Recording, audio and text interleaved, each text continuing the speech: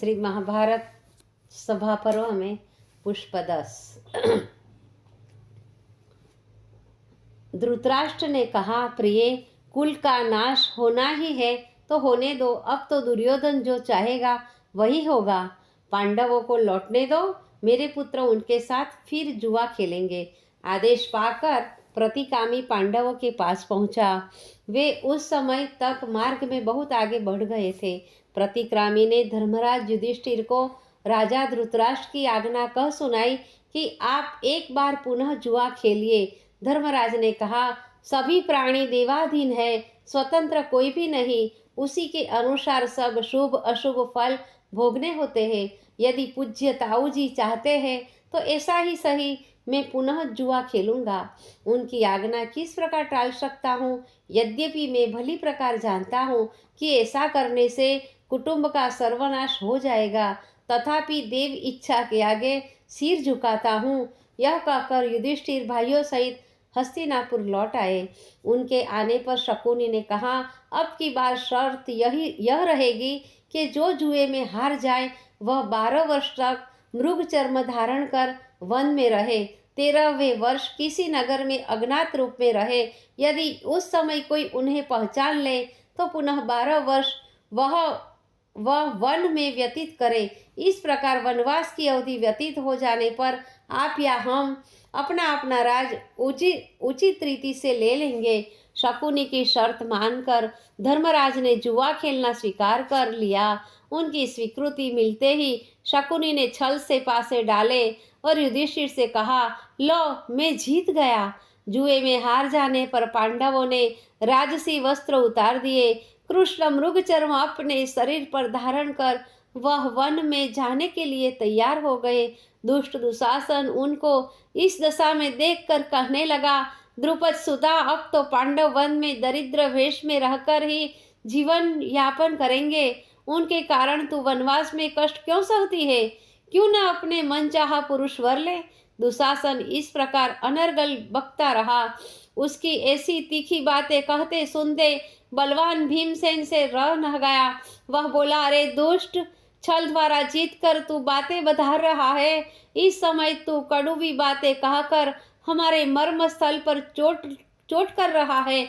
मैं रणस्थल में तेरे मर्म स्थल को भेद कर तुझे इन बातों की याद दिला दूंगा।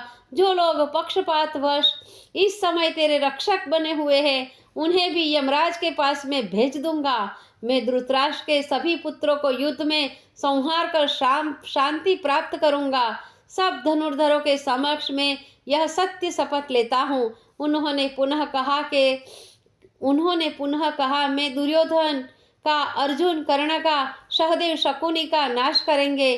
फिर मैं शपथ पूर्वक कहता हूँ कि अपनी गदा से दुर्योधन की जंघा को तोड़कर इसके सिर पर अपना पांव रखूंगा और दुरात्मा दुशासन के हृदय का गरम गरम खून पीऊंगा।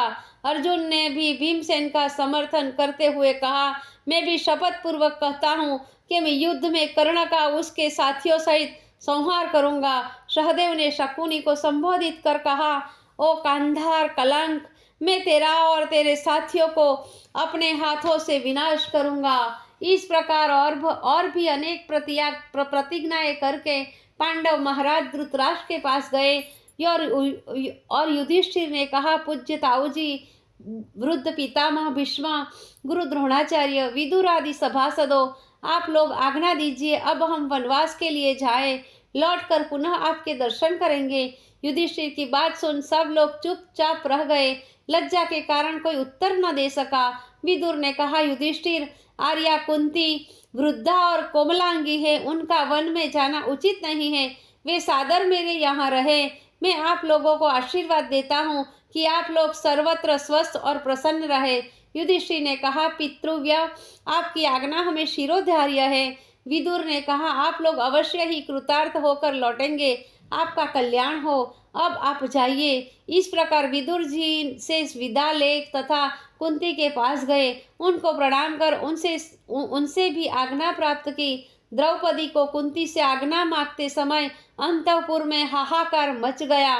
माता कुंती ने द्रौपदी को सत शिक्षा देकर आशीर्वाद दिया तथा उस समय प्रेम विह्वल हो फफ करने रोने लगी। उसको रोते हुए देख पांडव अत्यंत दुखी हुए तथा उनको प्रणाम कर वे वन को चल दिए। तब करुण क्रंदन करती हुई कुंती को संतोष दे विदुर जी अपने घर आदर पूर्वक ले गए। जिस समय पांडव लोग जा रहे थे उस समय अनेक उत्पात हुए। नारद मुनि भी अवसर पर आ गए। उन्होंने आकर राजा धृतराष्ट्र को कौरवों के भावी विनाश की सूचना दी। नारद द्वारा अपने विनाश की सूचना पाकर भयभीत हुए दुर्योधन आदि कौरव गुरु द्रोणाचार्य की शरण में गए। तब द्रोणाचार्य ने संतोष दे उन्हें अभय किया।